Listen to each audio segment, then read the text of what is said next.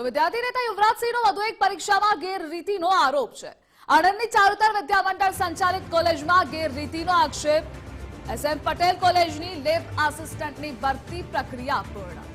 માનીતા ઉમેદવારો ન મળતા 1 વર્ષથી નિમણૂક પત્ર નથી અપાયા।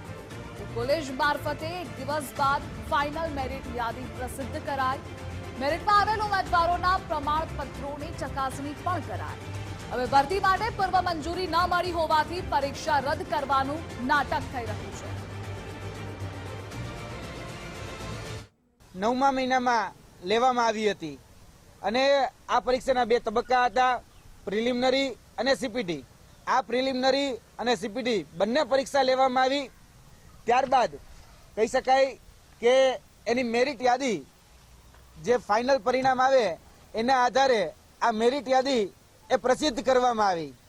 મેરિટ યાદીમાં ઉમેદવારોને ડોક્યુમેન્ટ વેરિફિકેશન માટે બોલાવવામાં આવ્યા અને જે ઉમેદવારોને ડોક્યુમેન્ટ વેરિફિકેશન કર્યા બાદ જેના પસંદગી યાદી આવે એ પસંદગી યાદીમાં ઉમેદવારોને લિસ્ટ જાહેર કરવામાં આવ્યું કે તમારે 15 દિવસની અંદર તમને નિમણૂક પત્ર મળી જશે।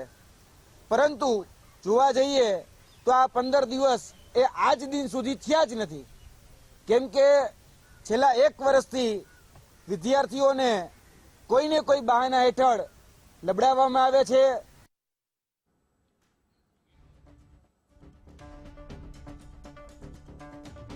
તો વિદ્યાર્થી નેતા યુવરાજસિંહનો વધુ એક પરીક્ષામાં ગેરરીતિનો આક્ષેપ છે। આણંદની ચારુતર વિદ્યામંડળ સંચાલિત કોલેજમાં ગેરરીતિના આક્ષેપો કરવામાં આવ્યા છે।